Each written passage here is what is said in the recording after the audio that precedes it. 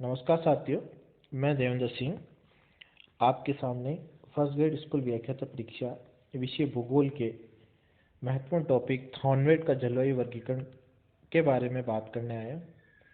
देखिए, थॉर्नवेट ने जो जलवायु वर्गीकरण का किया है वह सर्वप्रथम उन्होंने 1921 के अंदर किया, पुनः उसमें संशोधन 1933 में किया और अंतिम संशोधन 1948 के अंदर किया है। उसी के बारे में अपन आज बात करेंगे। जलवायु का जो वर्गीकरण थॉर्नवेट द्वारा दिया गया है उसमें उन्होंने तीन महत्वपूर्ण बातों पर जोर दिया। पहला, वनस्पति जलवायु की सूचक होती है।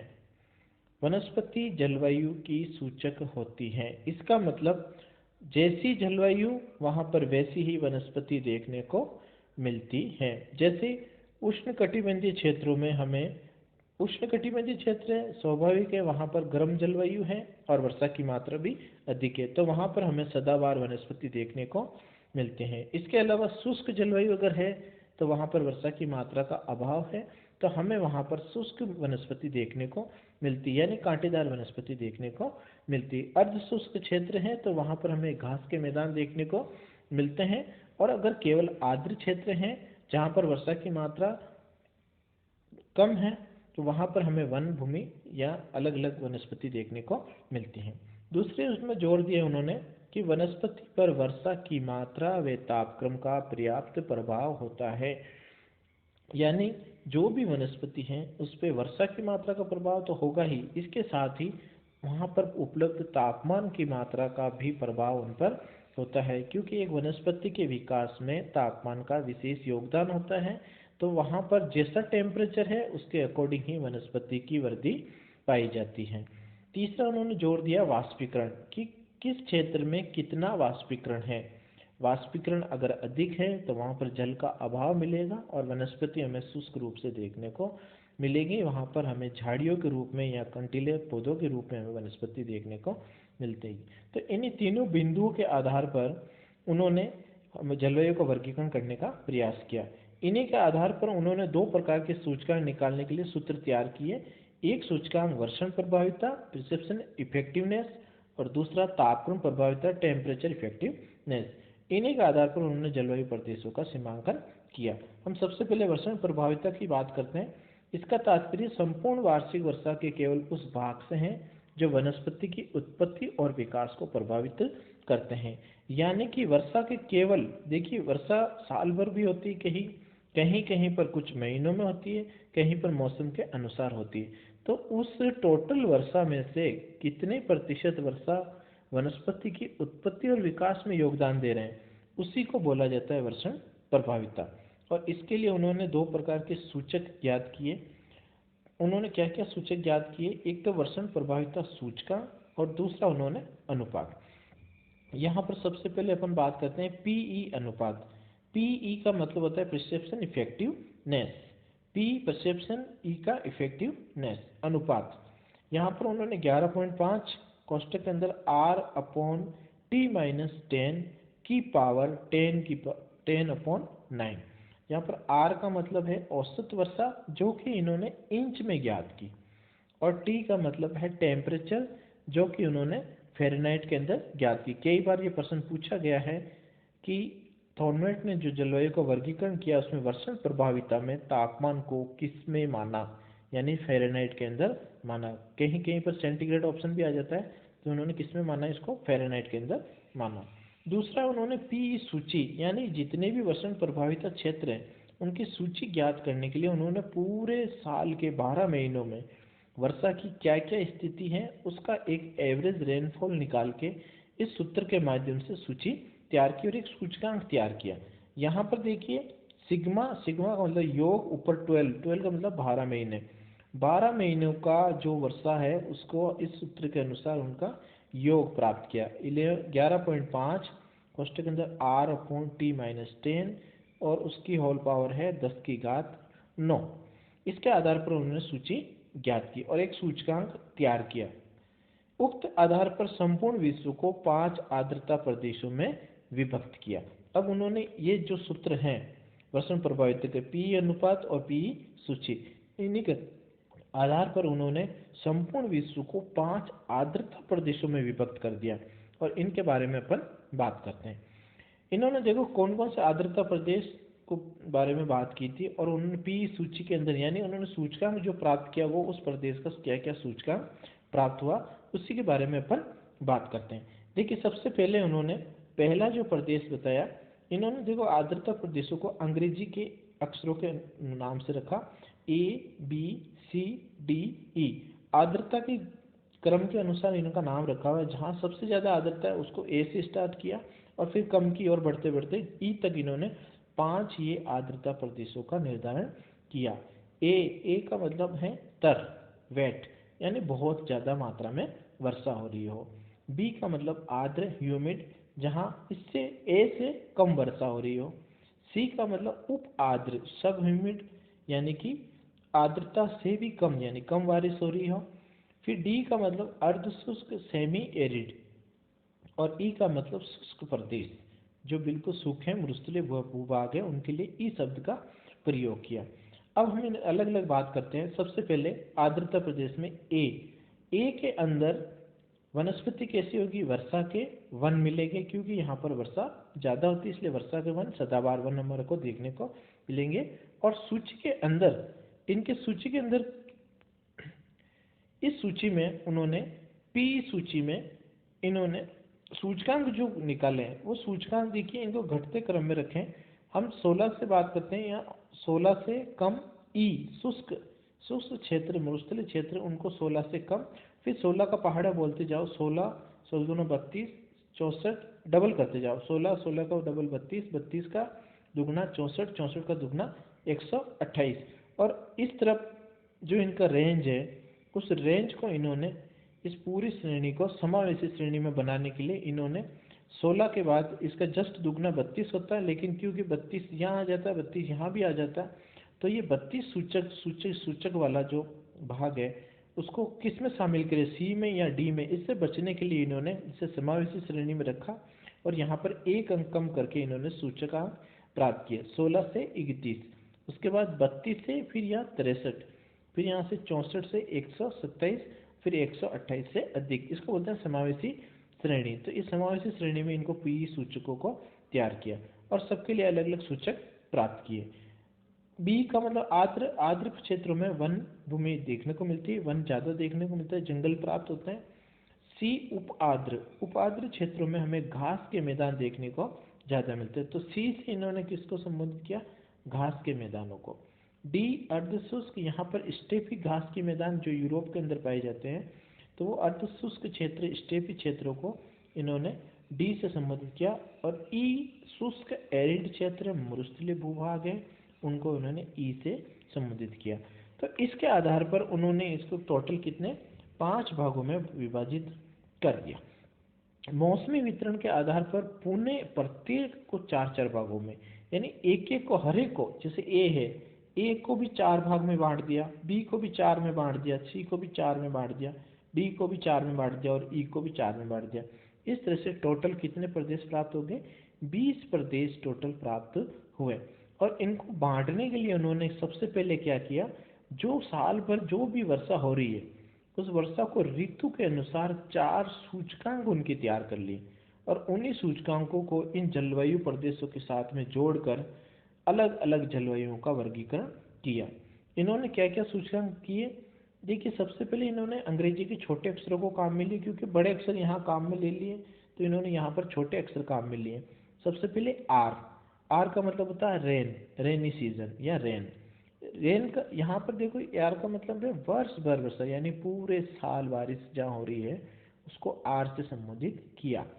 एस का मतलब होता है समर, समर का मतलब ग्रीष्मकाल।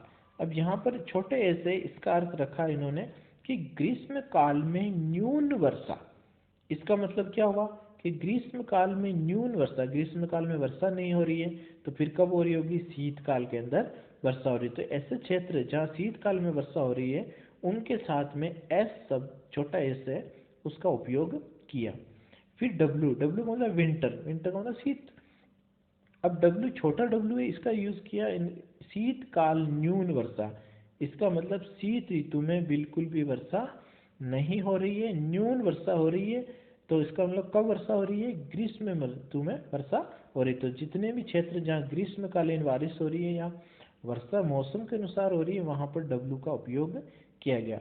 और डी का मतलब होता है डेविएशन, विचलन, यानी सभी मौसम में न्यून वर्षा, यानी किसी भी मौसम में अधिक वर्षा नहीं हो रही है, न्यून वर्षा हो रही है, कहीं पर बिल्कुल न के बराबर बारिश हो रही है, तो उसके लिए इन्होंने डी का, जैसे मरुस्थलीय भूभाग है तो वहाँ पर ये छोटा डी है, उस जलवायु के साथ में उपयोग किया। जैसे ई, अब ई के साथ अगर अपन डी लगा दें तो जलवायु क्या बन जाएगी? ई डी। अब ई का मतलब शुष्क और डी का मतलब सभी मौसम में न्यून वर्षा, तो ये कौन सी जलवायु हो जाएगी? ई शुष्क जलवायु बोल रहा है, और डी यानी बारिश भी नहीं है, तो स्वाभाविक है इन दोनों को मिला देंगे तो ये जलवायु कौन से प्रदेशों की हो जाएगी?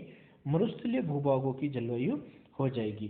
जैसे हम बात करें ई, है ना, अब ई के साथ में हम क्या लगा दें? छोटा डी, तो ई डी, ई डी का मतलब हो गया, अब हम सब ई से समझ में आ ही रहा है, ई का मतलब होता है मरुस्थल और छोटे डी का मतलब सभी मौसम में न्यून वर्षा। इसका मतलब ई डी जलवायु कहाँ की हो जाएगी? ये मरुस्थल की जलवायु हो जाएगी। तो यहाँ पर ई डी का मतलब मरुस्थलीय जलवायु। आगे देखिए, अब इन्होंने क्या किया, जो ये शब्द बनाए थे आर, एस, डब्ल्यू और डी, उसी के आधार पर इन 5 जलवायु जो पहले वर्गीकरण किए ना वर्षा प्रभाविता के आधार पर, उन्हीं को पुनः इन 4 भागों में विभाजित कर दिया। ए और आर, ए आर, फिर एस, ए के साथ में एस लगा दिया, फिर ए डब्ल्यू, फिर ए डी, इसी तरह बी के साथ में आर, बी आर, फिर बी एस, फिर बी डब्ल्यू, फिर बी डी, इसी तरह सी के साथ में C R, C S, C W, C D, D के साथ में D R, D S, D W, D D, फिर ई के साथ में E R, E S, E W, E D. अब ये सारे जितने भी जलवायु वर्गीकरण जो किया है इन्होंने, तो इस आधार पर ये टोटल कितने प्रदेश हो गए? देखिए 1 2 3 4, 4 तो ये हो गए, और इधर देखें अपन ये टोटल 5, तो 4 पंजे 20, तो टोटल ये 20 जलवायु प्रदेश विभाजित कर दिए। किसके आधार पर? वर्षा प्रभाविता के आधार पर। ये प्रश्न पूछ सकते हैं कि वर्षण प्रभाविता या वर्षा प्रभाविता के आधार पर थॉर्नवेट ने कितने जलवायु प्रदेश का वर्गीकरण किया, तो टोटल कितने आ जाएंगे? 20 जलवायु प्रदेशों का वर्गीकरण किया। उसके बाद उन्होंने तापीय दक्षता के आधार पर वर्गीकरण किया, तापमान के आधार पर उन्होंने वर्गीकरण किया, और उसके लिए भी उन्होंने एक अनुपात निकालने के लिए और एक सूची तैयार करने के लिए उन्होंने सूत्र तैयार किए। टीई, अभी हमने बात किया था टेम्परेचर इफेक्टिवनेस, तो यहाँ पर देखो टेम्परेचर इफेक्टिवनेस अनुपात ज्ञात करने के लिए T-32/4 ये सूत्र तैयार किया। यहाँ पर टेम्परेचर, तापमान जो वो किसमें ज्ञात किया? फ़ारेनहाइट के अंदर लिया इन्होंने टेम्परेचर। और सूची के लिए इन्होंने क्या किया? T-32/4। यहाँ पर जो है तापीय दक्षता के यहाँ पर हमारे 12 महीनों के हिसाब से ज्ञात किया। तो यहाँ पर देखिए हम 12 महीनों के हिसाब से यहाँ पर समीशन 12i = 1, तो यानी ये 12 महीने के लिए इन्होंने ये ज्ञात किया, इसलिए हम इसको समीशन का शब्द काम में लेंगे। तो ये 12 महीने के हिसाब से ये टेम्परेचर ज्ञात किया। अब इस आधार पर उन्होंने पूरे विश्व को 6 तापीय मंडल में बांट दिया, जो इस प्रकार से हैं। देखो 6 तापीय मंडल कौन कौन से हैं? ये इन्होंने 6 तापीय मंडल विभाजित किए। यहाँ पर देखो इन्होंने ए देश शब्द काम में लिया, क्योंकि ए उन्होंने पूर्व में वर्षण प्रभाविता के लिए काम में ले लिया, तो इसके लिए उन्होंने तापीय के लिए उन्होंने क्या किया? ए डैश शब्द काम में लिया, फिर बी डैश, फिर सी डैश, फिर डी डैश, फिर ई डैश, और यहाँ पर एक एफ डैश और काम में ले लिया, जो हिमच्छादित क्षेत्र हैं, हिम से ढके हुए भूभाग हैं, उनके लिए उन्होंने एफ डैश और शब्द काम मिले। ये तापमान के आधार पर वर्गीकरण किया, जबकि ये वर्गीकरण किसके आधार पर था? वर्षा के आधार पर वर्गीकरण था, और ये तापमान के आधार पर। अब देखिए सबसे पहले ए डैश, जो सबसे ज़्यादा गर्म भूभाग है, जहाँ टेम्परेचर अधिक है, उसे उष्ण कटिबंधीय ट्रॉपिकल जो क्षेत्र हैं उनको ए डैश से संबोधित किया। बी डैश जहाँ मध्य ताप है, जहाँ इससे ए से थोड़ा कम ताप है। सी डैश जहाँ सूक्ष्म ताप है, यानी न्यून ताप है। डी डैश टैगा वनस्पति वाले भूभाग हैं। फिर ई डैश जहाँ टुंड्रा प्रदेश जो है अपने साइबेरिया वगैरह वहाँ के लिए ई डैश, और एफ डैश जो हिम से ढके हुए भूभाग हैं उनके लिए एफ डैश शब्द काम में लिया। अब हमें पता है कि यहाँ टेम्परेचर की बात हो रही है, इसलिए हमारे हिमच्छादित क्षेत्र वहाँ होंगे जहाँ टेम्परेचर क्या होगा, 0 डिग्री फ़ारेनहाइट होगा। क्योंकि देखो मैं सेंटीग्रेड नहीं बोल रहा हूँ, फ़ारेनहाइट बोल रहा हूँ, क्योंकि इन्होंने तापमान किस में लिया, फ़ारेनहाइट में लिया। इसलिए हिमच्छादित क्षेत्र के लिए तापमान क्या रहेगा, 0 डिग्री फ़ारेनहाइट। उसके बाद अब 0 डिग्री यहाँ आ गया तो इन्होंने टुंड्रा के लिए 1 डिग्री से शुरू किया और 1 से लेके 15 डिग्री, यहाँ पर अभी बात की थी अपन ने कि 16 का हमारे को गुणक लेना है, तो यहाँ पर 1 ले लिया। उसके बाद 16, 16 के बाद 32, फिर 32 के डबल 64, 64 का दुगना 128, और वही इसको समावेशी श्रेणी में रखा। 1 के बाद इन्होंने 15, फिर 16 से यहाँ 32 ने करके इन्होंने किया 31, फिर 32 से 63, फिर 64 से 127 और 128 से अधिक। ये इसके सूचकांक है। जनरली वैसे एग्जाम में ये सूचकांक नहीं पूछे जाते हैं, लेकिन फिर भी हम इनको याद रख सकते हैं कि ये 16 की टेबल के अनुसार ये तैयार किए गए हैं। हमें हिमाच्छादित के लिए 0 याद करना है, और उसके बाद टुंड्रा के लिए 1 से स्टार्टिंग करने, क्योंकि 0 डिग्री यहाँ आ गया है तो यहाँ पर 1 डिग्री शुरू हो जाएगा। 1 से इसकी जो मध्य निम्न सीमा है वो हमारी, क्योंकि हम 16 का टेबल यूज कर रहे हैं, तो यहाँ पर 16 से पहले समावेशी श्रेणी बनाने के लिए यहाँ पर 15 काम मिल लिया। उसके बाद 16, फिर 16 का डबल कर दिया 32, फिर 32 का दुगना कर दिया 64, फिर 64 का दुगना कर दिया 128। इस तरह से इसको समावेशी श्रेणी में जमा दिया। अब ये जो जितने भी 6 इन्होंने ये जो ताप के आधार पर ये वर्गीकरण किए हैं, इन 6 को इस वर्षा प्रभाविता वाले भूभाग है, इन प्रत्येक के साथ में इनको और जोड़ा गया। अब देखो ए, यहाँ पे ए आर, अब ए आर को अगर हम साथ में ए डैश और जोड़ दें तो ये क्या बन जाएगा, यहाँ पर अगर ए आर मान लीजिए कि ए आर, ठीक है, अब ए आर के साथ में अगर अपन जोड़ देते हैं ए डैश, तो ये क्या बन जाएगा, A dash R, A dash R. अब ए डैश आर का मतलब क्या है, देखो ए का मतलब क्या होता है, सबसे तर या आर्द्र स्थान है ना, ए का मतलब है तर या आर्द्र स्थान, और इस ए डैश का मतलब क्या हो गया, उष्णकटिबंधीय क्षेत्र, और आर का मतलब क्या हो गया, जहाँ पर साल भर बारिश होती हो, अधिकांश महीनों में बरसात होती रहो। तो अब ये पूरा क्या हो जाएगा, उष्णकटिबंधीय तर जलवायु प्रदेश जहाँ साल भर वर्षा होती हो। इसका मतलब ए डैश आर ऐसे भूभाग है जहाँ पर बारिश सबसे ज़्यादा होती हो। फॉर एग्जांपल अपन जैसे भारत की बात करें तो भारत के अपने जिस मालाबार तट हैं वहाँ पर केरल कर्नाटक का जो क्षेत्र है, पश्चिमी घाट का जो क्षेत्र है, तो वहाँ की जलवायु कैसी हो जाएगी, ए डैश आर। देखिए उष्णकटिबंध भी है, तर भी है, और ज़्यादातर बारिश वहीं होती है, अपनी अधिकांश वर्षा होती है। तो यहाँ पर अधिकांश वर्षा होने के कारण इसको ए डैश आर के नाम से संबोधित करेंगे। इस तरह से इन्होंने सारे जितने भी ये वर्गीकरण किए वर्षण प्रभावी 20, अब 20 को इन्होंने वापस इन प्रत्येक को इन 6 भागों में और वर्गीकरण किया। तो टोटल कितने बन गए, देखो वर्षण प्रभावी से 20 और तापीय दक्षता के 6, तो कुल प्रदेश कितने बन गए, 6 × 20 बराबर 120। टोटल 120 जलवायु प्रदेशों का वर्गीकरण थॉर्नवेट द्वारा किया गया। अब इस 120 में से केवल 32 जलवायु प्रदेश को ही स्वीकारा गया, क्योंकि बहुत से प्रदेशों के सूचक के अनुसार वे जलवायु प्रदेश व्यवहारिक रूप से हमारे को प्राप्त नहीं हो सकते हैं। जैसे फॉर एग्जांपल ए डी, माने कि अपन ए डी करते हैं, तो जिसमें ए का मतलब क्या होता है, तर जलवायु, ए का मतलब क्या है, तर जलवायु, जबकि डी का मतलब क्या हो रहा है, सभी मौसम में न्यून वर्षा। अब ये पॉसिबल है ही नहीं, डी तो कह रहा है भाई किसी भी मौसम में वर्षा नहीं हो रही है, जबकि ए कह रहा है कि तर जलवायु यानी गीली जलवायु, इसका मतलब बारिश हो रही है।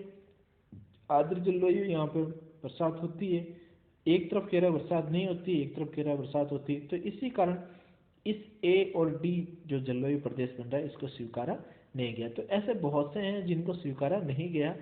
और केवल स्वीकार किसे किया गया, 32 जलवायु प्रदेशों को ही स्वीकार किया गया। तो ये इम्पोर्टेंट क्वेश्चन है, बार बार एग्जाम में पूछा जाता है कि थॉर्नवेट द्वारा मुख्य रूप से कितने जलवायु प्रदेशों को स्वीकार किया गया। तो कितने जलवायु प्रदेशों को स्वीकार किया गया, 32। फिर क्वेश्चन ये पूछ सकते हैं कि थॉर्नवेट द्वारा कुल कितने जलवायु प्रदेशों का वर्गीकरण किया। तो टोटल कितने जलवायु प्रदेशों का वर्गीकरण किया, 120। फिर क्वेश्चन ये पूछा जा सकता है कि थॉर्नवेट द्वारा वर्षण प्रभाविता के आधार पर कितने जलवायु प्रदेशों में विभक्त किया। तो वर्षण प्रभाविता के आधार पर थॉर्नवेट ने कितने जलवायु प्रदेश का वर्गीकरण किया, वर्षण प्रभाविता के आधार पर टोटल 20। कितने किए, 20 प्रदेश जो है वो वर्षण प्रभाविता के आधार पर उन्होंने वर्गीकरण किया। फिर ये प्रश्न ये पूछा जाता है कि तापीय दक्षता के आधार पर कितने जलवायु प्रदेशों को स्वीकार किया। तो तापीय दक्षता के आधार पर टोटल कितने जलवायु प्रदेश होंगे, उन्होंने 6 तापीय दक्षता के मंडल प्राप्त किए और उसके आधार पर टोटल जो जलवायु प्रदेश है वो कितने बन गए, 6 × 20 या 20 × 6 बराबर कितने हो गए, 120। तो टोटल 120 जलवायु प्रदेश जो है वो इन्होंने टोटल वर्गीकरण किए। तो ये क्वेश्चन ध्यान रखेंगे, 32, एक तो 32 याद रखना हमें, और उसके अलावा हमें याद रखना है 120 और वर्षण प्रभाविता वाले 5 और तापीय दक्षता वाले 6। तो इस तरह से ये सबसे पहले जो थॉर्नवेट ने वर्गीकरण किया जलवायु का वो समाप्त होता है। उसके बाद देखो उन्होंने 1948 में इसका पुनः संशोधित वर्गीकरण किया। 1948 में उन्होंने जो वर्गीकरण किया, पहले जो वर्गीकरण किया उसमें मुख्य रूप से तो उन्होंने किस पे जोर दिया था, एक तो वर्षण प्रभाविता पर यानी वर्षा पर, और दूसरा तापमान पर उन्होंने सबसे ज़्यादा जोर दिया, और उनका प्रभाव किस पे देखा था उन्होंने, वनस्पति के ऊपर। तो इसके आधार पर उन्होंने वर्गीकरण किया। अब उन्होंने 1948 में जो एक संशोधित वर्गीकरण किया उसमें उन्होंने वर्षा और संभाव्य वाष्पोत्सर्जन के आधार पर औसत मासिक तापमान के आधार पर उन्होंने परिकलन किया। यानी उन्होंने जो वर्षा है इसके अलावा उन्होंने संभाव्य वाष्पोत्सर्जन, जो बारिश हो रही है, जितनी वर्षा हो रही है उसमें से कितना प्रतिशत वाष्पोत्सर्जन हो रहा है, और उसके बाद उस महीने के अंदर औसत जो मासिक तापमान है वो कितना है, इनके आधार पर उन्होंने नया वर्गीकरण किया। और इसके लिए उन्होंने सबसे पहले संभाव्य वाष्पोत्सर्जन ज्ञात करने के लिए एक सूत्र तैयार किया, 1.6 कोष्ठक के अंदर 10T/I, इसकी घात a, यहाँ पर इसकी घात क्या रखी, a। अब देखो यहाँ पर ये a जो है ये क्या चीज़ है, ये महीनों की संख्या है, कितने महीनों के अंदर वर्षण प्रभावित रही है, तो उसको a से इन्होंने संबोधित किया। a I का कारक है, I का कारक का मतलब है महीने, जो I मतलब क्या है, 12 महीने। 12 महीने की जो अपन ये एवरेज निकाल रहे हैं, सूचकांक निकाल रहे हैं, उसके लिए उन्होंने क्या किया, T/5 यानी जो टेम्परेचर औसत जो तापमान है प्रत्येक महीने उसके 5 का भाग लगा के उसकी घात 1.514 का योग कर दिया, तो ये I प्राप्त हो गया। तो ये जो 12 महीने हैं यही यहाँ पर हमारे A के स्थान पे, यानी जितने महीने का अपन I ज्ञात कर रहे हैं वो कहाँ पे आ जाएगा, A। मान लो 6 महीने के ज्ञात कर रहे हैं तो A की जगह क्या आ जाएगा, 6, और I का जो मान है वो इस तरह से अपन निकाल लेंगे प्रत्येक महीने का, 6 महीने का तो 6 महीने का, इसके आधार पर अपन सूचक निकाल देंगे और फिर इस फॉर्मूले के अंदर मान रख देंगे, तो हमें क्या प्राप्त हो जाएगा, संभाव्य वाष्पो उत्सर्जन। इस आधार पर उन्होंने 4 प्रकार के जलवायु मंडलों का वर्गीकरण किया। अलग अलग प्रकार के इन्होंने 4 जलवायु मंडल बना दिए गए, किसके आधार पर, संभाव्य वाष्पोत्सर्जन। तो याद रखेंगे 1948 का जो इन्होंने संशोधित वर्गीकरण किया थॉर्नवेट ने, उसका मुख्य घटक क्या था, वर्षा व संभाव्य वाष्पो उत्सर्जन, यानी जो वाष्पोत्सर्जन है उसके आधार पर 1948 का उन्होंने वर्गीकरण किया।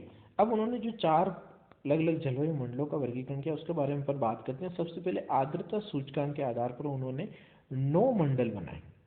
आर्द्रता के आधार पर उन्होंने 9 मंडल बनाए कि अलग अलग स्थानों पर किस किस प्रकार से वर्षा हो रही है और वहाँ पे वाष्पोत्सर्जन होने के बाद कितनी वर्षा सेंस यानी कितनी बारिश का पानी सेंस है, उसके आधार पर उन्होंने ये मंडल बांटे। इसके लिए उन्होंने सूचकांक निकालने के लिए एक सूत्र तैयार किया, IM, ये आर्द्रता सूचकांक है, बराबर 100S - 60D/, पीई, इस पीई का मान वो पूर्व में जो हमने पीई का ज्ञात किया था वही पीई यहाँ पर भी इसको काम में लिया गया।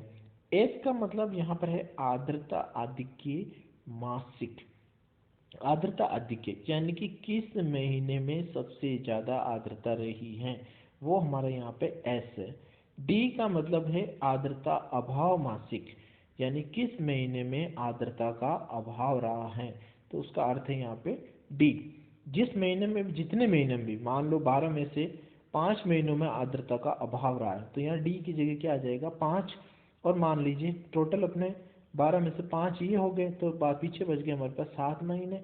7 महीनों में से मान लीजिए कि 4 महीनों में आर्द्रता अधिक रही है तो यहाँ पर एस की जगह क्या आ जाएगा 4, तो 100 इंटू 4 हो जाएगा -60 इंटू 5 हो जाएगा। और फिर इनका मान ज्ञात करने के बाद इसमें पीई सूचकांक जो हम पूर्व में निकाल चुके हैं वो पीई सूचकांक ज्ञात करके उसका भाग इसमें लगा देंगे तो हमारे को क्या प्राप्त हो जाएगा आर्द्रता सूचकांक। अब इसके आधार पर उन्होंने कितने मंडल बताए, 9 मंडल बताए, जिसका वर्गीकरण पर देखते हैं।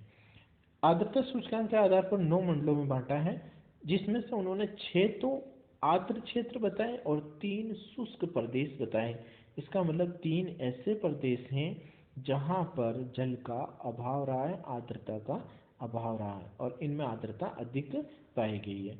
इन्हें अपन याद रखने के लिए एक फॉर्मूला यह तैयार कर सकते हैं, ये है 14211, 14211। देखिए 14211 ये अंग्रेजी के अक्षरों के आधार पर है। ए बी सी डी से शुरू करेंगे अपन। सबसे पहले एक, यानी ए का एक ही मान, एक ही भाग है। फिर बी के 4 भाग हैं, जो हमें 4 दिखा रहा है वो बी के कितने भाग हैं 4। फिर 211 तो सी के कितने हैं 2 भाग हैं, देखो C2 C1 और डी का 1 है, ई का 1 है। ये उन्होंने जो हमारे ताप मंडल बताए पहले तापीय दक्षता के आधार पर जो विभाजन किए थे उसी का आधार पर इन्हीं को ही आगे इन्होंने वर्गीकरण करके आर्द्रता सूचकांक में उपयोग किया। अब हम सबसे पहले बात करते हैं ए। सबसे पहला मंडल जो उन्होंने बताया ए का मतलब आर्द्र, ए का मतलब आर्द्र। फिर दूसरा रखा उन्होंने, अब देखो इससे कम आर्द्रता वाले क्षेत्र है, क्योंकि बी को मैंने ये सूत्र लिखा है 14211 तो 4 यानी 4 भाग में डिवाइड किया, किसको सेकंड को, तो बी को 4 भागों में विभाजित कर दिया और इसके जो क्रमांक है वो घटते क्रम में रखे B4 B3 B2 B1, क्योंकि आर्द्रता घटते हुए क्रम में सबसे, अब ए में सबसे ज़्यादा आर्द्रता, उससे कम आर्द्रता B4 में होगी, फिर उससे कम आर्द्रता B3 में होगी, फिर उससे कम आर्द्रता B2 में होगी, फिर उससे कम आर्द्रता B1 में होगी। इसलिए ये घटते क्रम में इन्होंने संकेत दिए हैं 4 3 2 1। ठीक है, इनको याद करने का यही तरीका है कि ये घटते क्रम में, क्योंकि देखो 4 ज़्यादा होता है इसका मतलब B4 में आर्द्रता ज़्यादा है, फिर B3 में आर्द्रता उससे कम, फिर इससे कम, फिर उससे कम। इसी तरह C को दिए C2, फिर C1, फिर D और E। देखो C को 2 भागों में बांटा, जैसा कि मैंने सूत्र में लिखा है 2, यह आपको लाइन याद रखनी, बस 14211 इतना से याद रखना, इससे आपके ये मंडल विभाजित हो जाएंगे। उसके बाद उन्होंने सूचकांक दी। अब देखो यहाँ पर मैंने पहले बात की थी कि इन्होंने आर्द्रता सूचकांक के अनुसार 6 आर्द्र और 3 शुष्क प्रदेश बनाए, तो 6 आर्द्र तो ये हो गए और 3 ये शुष्क प्रदेश हो गए। तो ए से लेके ए बी और C2 ये तो 6 हो गए। देखो एक का 1, ये 4 और ये 1 5, तो ये 6। ठीक है, तो टोटल 6 भाग ये आर्द्र प्रदेश होंगे और 3 ये शुष्क मंडल भाग है। तो ये क्वेश्चन बन जाता है कि आर्द्रता सूचकांक के आधार पर थॉर्नवेट ने जो 9 मंडल बांटे गए हैं उसमें से कितने प्रदेशों को आर्द्रता के आधार पर और कितने को शुष्कता के आधार पर बांटा, तो 6 तो आर्द्रता के आधार पर और 3 शुष्कता के आधार पर विभाजित किए। अब इनके जो इन्होंने सूचकांक प्राप्त किए वो सूचकांक इन्होंने 20 के गुणक में रखे। सबसे पहले इन्होंने देखो ये आर्द्र प्रदेश इनको अलग कर दिया, तो सबसे नीचे जो आर्द्र हैं वो 0 से इन्होंने शुरू किया, 0 से 20 सूचकांक सबसे नीचे तर आर्द्र प्रदेश C2। उसके बाद 20 का पहाड़ चलता गया, 20 से 40, फिर 40 से 60, 60 से 80, 80 से 100 और 100 से अधिक। इन्होंने यहाँ पर ये देखी अपवर्जी श्रेणी काम में ली।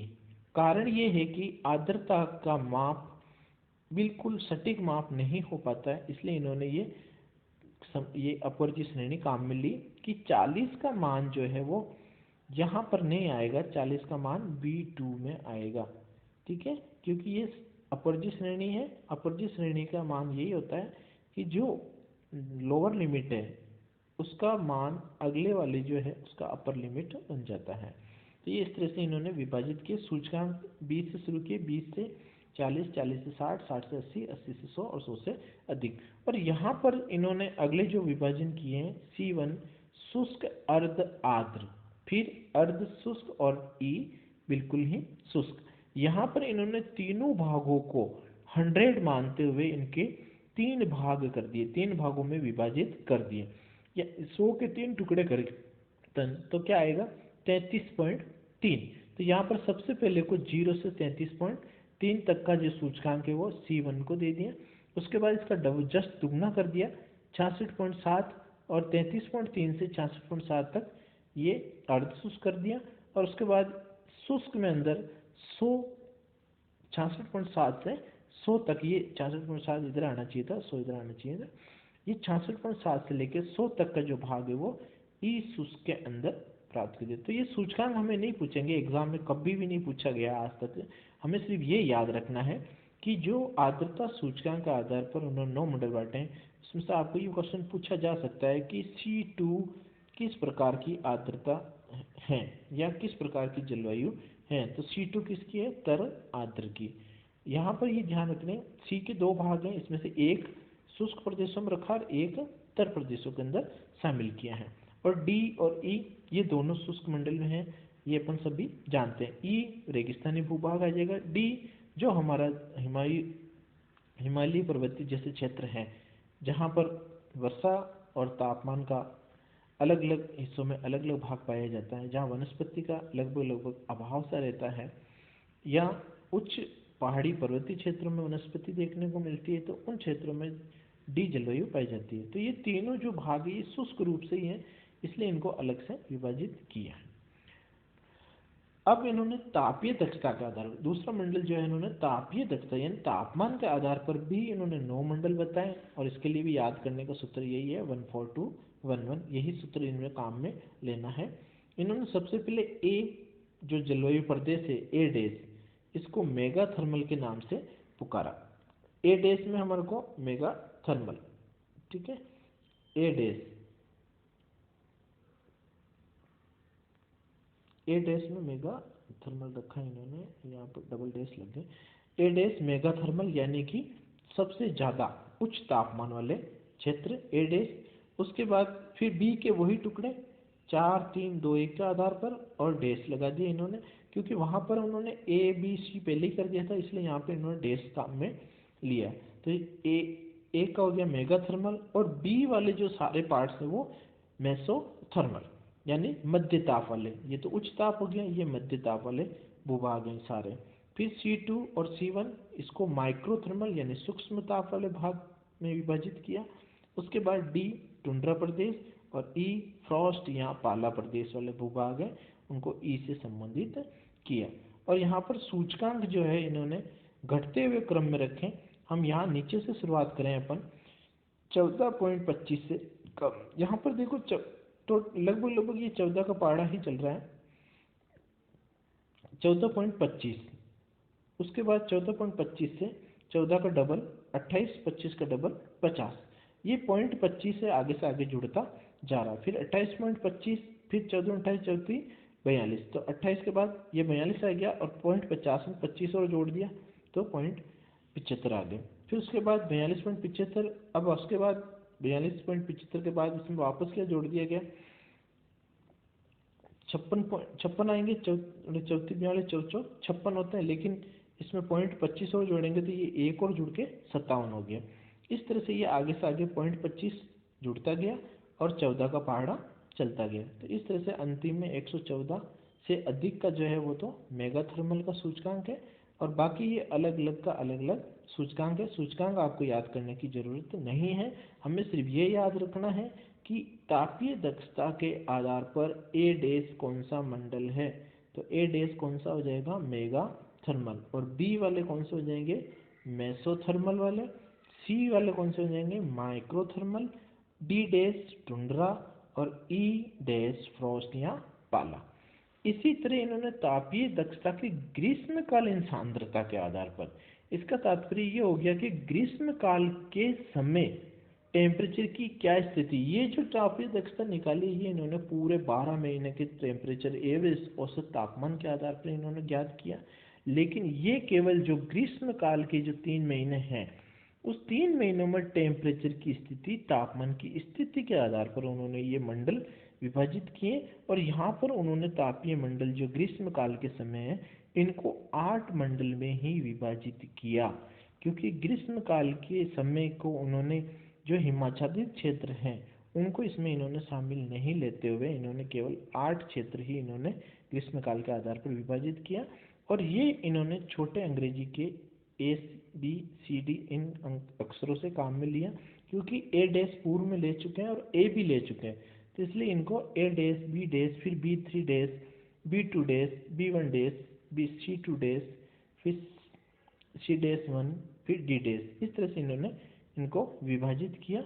यहाँ बस एक याद रखने की ज़रूरत है कि यहाँ ए डैश, उसके बाद इन्होंने बी डैश 4 नहीं किया यहाँ पे, ये एक मुख्य रूप से याद रखने के तरीके, क्योंकि बाकी सब में इन्होंने 4 3 2 1 किया, लेकिन यहाँ पर इन्होंने सबसे जो उच्च मंडल है जो ए डैश के जस्ट बाद वाला है उसको बी डैश से ही संबोधित किया, उसके बाद बी थ्री डैश फिर बी टू डैश फिर वन डैश फिर C dash two C dash one और डी डैश, इस तरह से इन्होंने सूचक बनाए। और इनके जो सूचकांक है इन्होंने ऊपर से नीचे बढ़ते हुए क्रम में रखें। सबसे पहले ए डैश, यहाँ पर 48 से कम सूचकांक यानी ताप की दक्षता सूचकांक जो है जहाँ 48 से कम है उनको ए डैश मंडल में शामिल किया।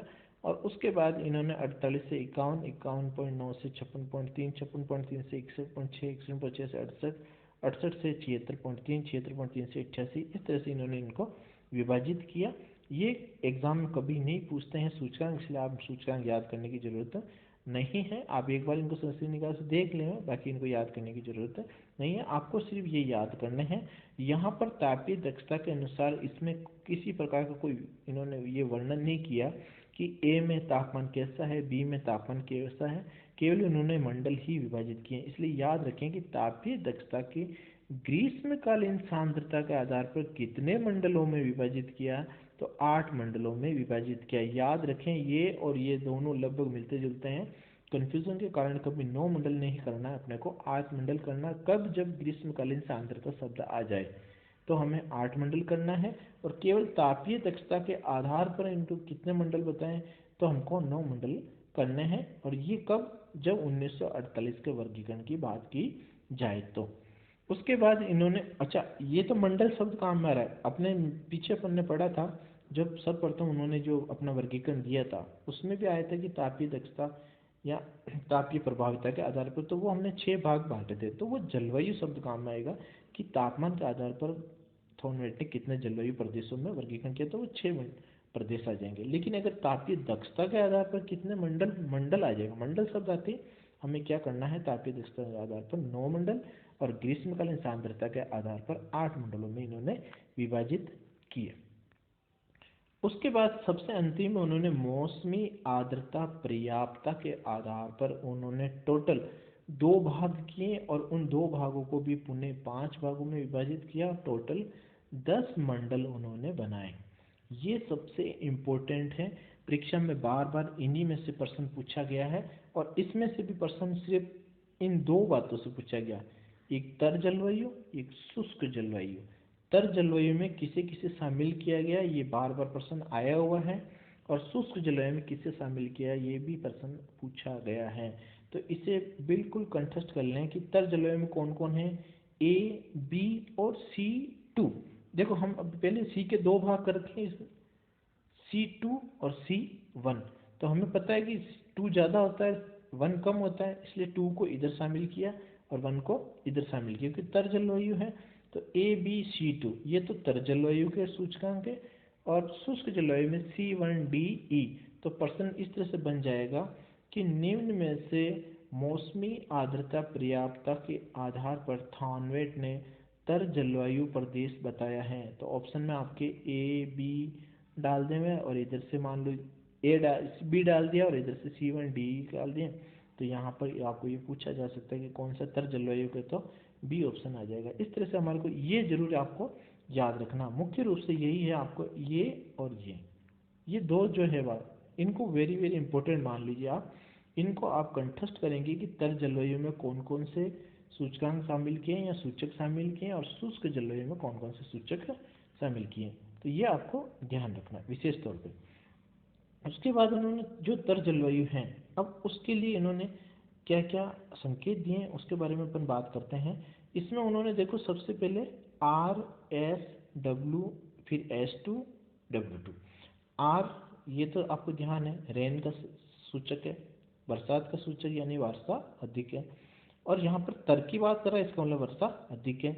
और शुष्क की बात कर रहा है, इसका मतलब वर्षा का अभाव है। दोनों बातें हैं, ठीक है। एस का मतलब समर है, ग्रीष्मकाल है। डब्ल्यू का मतलब विंटर है। और यहाँ पर S2 और W2 इन्हीं का है।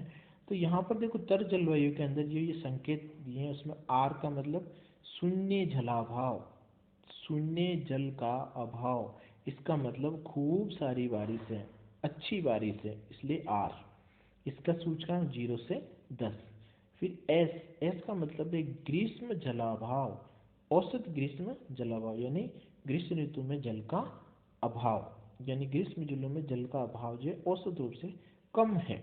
इसका मतलब यहाँ पर जल पर्याप्त मात्रा में है। शीत ऋतु में जलाभाव, औसत शीत ऋतु में जलाभाव, यानी शीत ऋतु में भी जल का अभाव कम है। फिर अधिक ग्रीष्म जलाभाव, यानी कि ग्रीष्म ऋतु में अधिक जल का अभाव है, ठीक है। अधिक शीत जलाभाव, यानी शीत ऋतु में जल का अधिक अभाव है। तो इनके लिए सूचक बना दीजिए। शुष्क जलवायु C1DE। अब इसको भी ऐसे कैसे ही भागों में बांट दिया। R शून्य जलाधिक्य, शून्य जलाधिक्य यानी जल अधिक्य। इसका मतलब क्या है, यहाँ पर जल का क्या है, जला अधिक, शून्य जलाधिक्य, अधिक जल नहीं है, ठीक है। औसत शीत जलाधिक्य, इसका मतलब औसत शीत जलाधिक्य यानी साधारण बचत। शीत जलाधिक्य मतलब शीत ऋतु के लिए जल की अधिक मात्रा उपलब्ध नहीं है, साधारण बचत है, ज़्यादा पानी उपलब्ध नहीं है। औसत ग्रीष्म जलाधिक्य, ग्रीष्म ऋतु के लिए हमारे पास अधिक जल उपलब्ध नहीं है। अधिक शीत जलाधिक्य, इसका मतलब है कि शीत के अंदर बहुत ज़्यादा जलाधिक्य, अधिक शीत जलाधिक्य यानी शीत ऋतु के लिए अधिक जल उपलब्ध नहीं है। और ग्रीष्म ऋतु के भी अधिक जल उपलब्ध नहीं है। यहाँ पर एक ही बात का ध्यान रखें कि यहाँ पर एस मतलब समर है, तो यहाँ पर ग्रीष्म आ गया। डब्ल्यू यानी विंटर है, शीत आ गया। फिर यहाँ पर वही बात, ग्रीष्म और शीत आ गया। लेकिन यहाँ इन्होंने उल्टा किया, समर ग्रीष्म होता है और यहाँ पर औसत शीत जलाधिक्य शब्द काम में लिया है। ये उल्टा है, ये आपको ध्यान रखना है।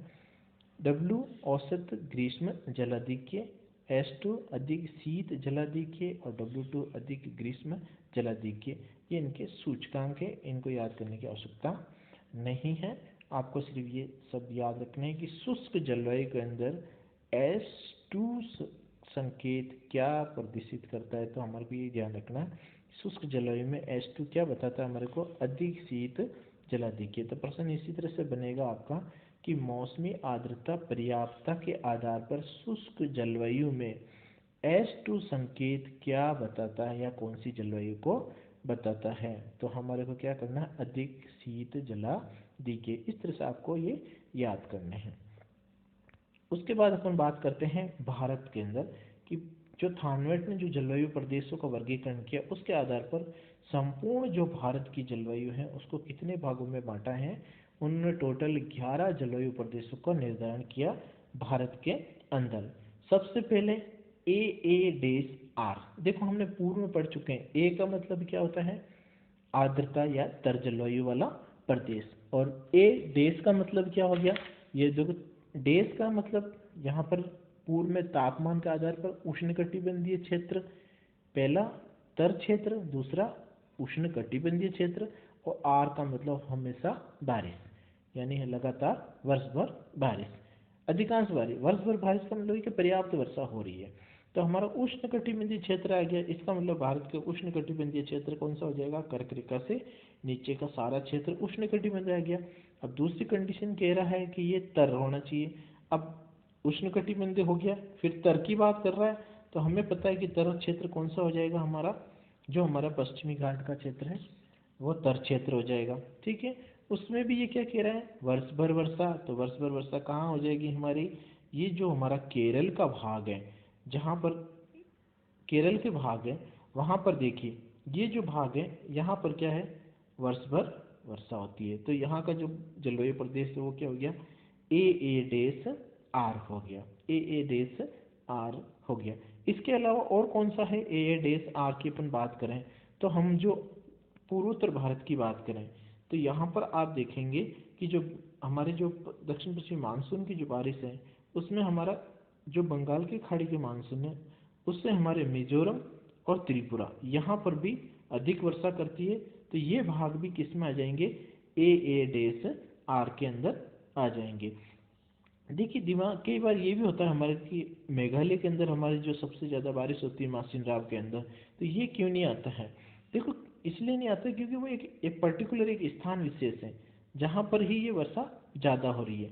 लेकिन ऐसा नहीं है कि यहाँ पर हमेशा ज़्यादा होती है, वो केवल मानसून के सीज़न के समय ही बारिश ज़्यादा होती है, जबकि आर का मतलब होता है हमेशा बारिश होती है। ठीक है, दूसरा जलवायु प्रदेश है हमारा बी ए डब्ल्यू। देखो बी का मतलब हमने पूर्व में पढ़ा था क्या है, आर्द्र। इसका मतलब ऐसा ये भाग ऐसा तो है जहाँ बारिश होगी, हो रही है, मानसूनी बारिश हो रही है लेकिन हो रही है। ए डेश उष्णकटिबंधीय भाग है, इसका मतलब कर्क रेखा से ये भी भाग क्या होगा, नीचे ही पाया जाएगा। ये भी कर्क रेखा से क्या होगा, नीचे होगा। ऐसा कोई जरूरी नहीं है कि हर चीज़ नीचे, लेकिन उष्णकटिबंधीय गर्म जलवायु है इसलिए हम इसको ए डेश में संबोधित करें। और फिर उसके बाद इन्होंने काम में लिया है डब्लू शब्द, काम में लिया है ए डब्लू। अब डब्लू का मतलब क्या है, शीतकाल में न्यून वर्षा। इसका मतलब ऐसा भूभाग जहाँ शीतकाल में तो वर्षा होती ही नहीं है। कब होती है, केवल ग्रीष्म काल के अंदर बारिश होती है। उष्णकटिबंधीय भाग है और वहाँ पर वर्षा क्या है, शीतकाल के अंदर नहीं होती, ग्रीष्म ऋतु में ही बारिश होती है। तो ऐसे भूभाग कौन कौन से हो जाएंगे, एक तो देखिए पश्चिमी जो घाट है, पश्चिमी घाट का जो पूर्वी ढाल है, पश्चिमी घाट का पूर्वी ढाल ये वाला भाग, यहाँ पर जो है बारिश क्या है, इससे थोड़ी कम है। किससे, केरल और इनके जो अपना पश्चिमी घाट है इससे हमारी थोड़ी कम है बारिश, लेकिन है आर्द्र है। ठीक है, उष्णकटिबंधीय क्षेत्र है और वर्षा भी है। तो यहाँ पर भी जलवायु कौन सी पाई जा रही है, बी ए डब्ल्यू। इसके अलावा जो हमारा पश्चिम बंगाल का भाग है यहाँ पर भी जलवायु कौन सी है, बी ए डब्ल्यू जलवायु हमारे को देखने को मिलती है। पश्चिम बंगाल वाले भाग में भी हमारे को कौन सी जलवायु देखने को मिलती है, बी ए डब्ल्यू। उसके बाद बात करते हैं अगली अपने को जो उन्होंने बताई है, अगली कौन सी जलवायु बताई है उसके बारे में बात करते हैं। देखिए अगली जलवायु बताई इन्होंने बी डब्ल्यू। बी का मतलब आर्द्र, फिर बी डैश का मतलब मध्य तापीय, जहाँ पर टेम्परेचर क्या है, मध्य तापीय थोड़ा कम है। इसका मतलब क्या हो गया, ऐसा भाग है जहाँ पर न तो ज़्यादा गर्मी है न ज़्यादा सर्दी है, सम जलवायु वाला भाग हो गया लगभग। तो वो बी डैश।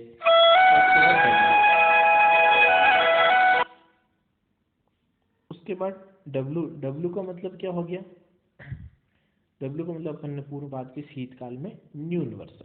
तो ये क्षेत्र किस में आ जाएगा, कौन कौन से भाग आ जाएंगे इसमें, देखिए असम, मेघालय और नागालैंड। वेरी वेरी इंपॉर्टेंट, ध्यान रखें, असम, मेघालय और नागालैंड में कौन सी जलवायु है, तो बी डब्ल्यू जलवायु है। उसके बाद फिर आता है सी ए डब्ल्यू दिख रहा है कि सी ए डब्ल्यू कहाँ है, पूरे हमने प्रायद्वीपीय भारत का अधिकांश भाग सी ए डब्ल्यू में आता है। सी का मतलब है उप आर्द्र जलवायु है, और ए डेश का मतलब हमने पूर्व बात कर दी, उष्णकटिबंध है, उष्णकटिबंध कर्क रेखा से नीचे तो उष्णकटिबंधीय भाग है। और यहाँ पर भी डब्ल्यू शीतकालीन वर्षा, यहाँ पर भी क्या है, कम पाई जाती है, ज़्यादातर वर्षा ग्रीष्मकाल में होती है। तो ये भाग पूरा कौन सा हो जाएगा, प्रायद्वीपीय भारत CA-W का। उसके बाद CB-W, CB-W के अंदर कौन सा भाग आ जाता है हमारा, ये गंगा के मैदान का जो पूरा भाग है वो CB-W के अंदर आ जाता है। उसके बाद DA-W, DA-W देखिए इसमें कुछ गुजरात का और कुछ राजस्थान का हिस्सा है जो DA-W के अंदर आता है। इसके अलावा DB-W, अब DB-W के अंदर हमारा राजस्थान का जो उत्तर पूर्वी भाग है, लगभग उत्तर पश्चिम भी कह सकते हैं, उत्तर पूर्वी उत्तर पश्चिम भाग कह सकते हैं या उत्तरी भाग से कह सकते हैं, यहाँ पर DB-W जलवायु पाई जाती है। विशेष तौर पर अपने गंगानगर, हनुमानगढ़ और सेक्रेटरी क्षेत्र है, वहाँ पे DB-W जलवायु पाई जाती है। उसके बाद फिर आता है हमारे पास DB-D, देखिए डी आ रहा है, छोटा डी आ रहा है, छोटा डी आ रहा है, इसका मतलब क्या है कि वहाँ पर वर्षा बिल्कुल नहीं होती है। तो ऐसे भाग कौन कौन से होंगे, देखिए यहाँ पे DB-D, DB-D में प्रायद्वीपीय वृष्टि छाया क्षेत्र, एक तो प्रायद्वीपीय जो भूभाग है उसका एक तो वृष्टि छाया क्षेत्र, और इसके अलावा जो जम्मू कश्मीर का दक्षिण पश्चिमी भाग है, ये वाला भाग बहुत इंपॉर्टेंट है, ध्यान रखें। जम्मू कश्मीर का दक्षिण और पश्चिम भाग में कौन सी जलवायु है, DB-D जलवायु है। ये इंपॉर्टेंट ही समझिए, आप इसको याद कर लेंगे कि यहाँ पर ये कौन सी जलवायु। उसके बाद D- जलवायु कहाँ पर देखने को मिलेगी हमारे को, D- में कौन सी जलवायु आती है, अभी हमने बात की थी टेगा प्रकार की जलवायु D-।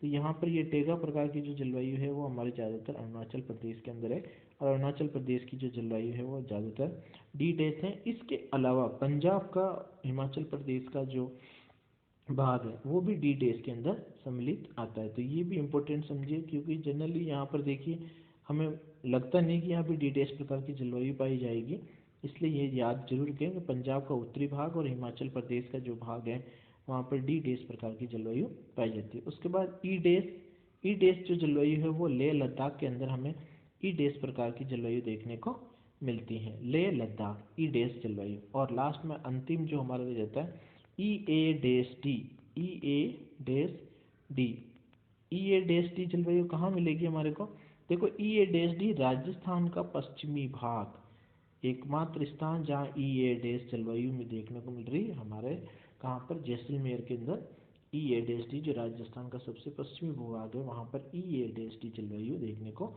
मिलती है। तो इस तरह से थॉर्नवेट ने पूरे भारत को कुल 11 जलवायु प्रदेशों में विभाजित किया है। तो इन 11 जलवायु प्रदेशों को कंटेस्ट करना है हमें, और याद रखना कि कौन कौन से पाए हैं, क्योंकि इसमें बार बार प्रश्न पूछे जाते हैं, तो ये हमें ध्यान रखना है। और इसके अलावा देखिए ये प्रश्न भी पूछ देते हैं कि हमारे जो ये भाग है कौन सा, तमिलनाडु का भाग है, तमिलनाडु में कौन सी जलवायु पाई जाती है, तो CA-W जलवायु जो है वो तमिलनाडु के अंदर पाई जाती है। ये भी आपको याद रखना है, CA-W, इसमें AA-S, ये जलवायु जो है AA-S, ये हमारे तमिलनाडु के अंदर देखने को मिलती AA-, क्योंकि यहाँ पर देखो शीतकाल जो है वहाँ पर बारिश होती है, जबकि ग्रीष्मकाल में यहाँ पर वर्षा का अभाव होता है। तो यहाँ पर AA-S तमिलनाडु के अंदर जलवायु प्रदेश देखने को मिलते हैं। तो इस प्रकार से ये थॉर्नवेट के द्वारा दिए गए जलवायु का वर्गीकरण पूर्ण हुआ। आशा करता हूँ कि आपको मेरा वीडियो पसंद आया होगा। अच्छा लगे तो लाइक और शेयर करना। धन्यवाद।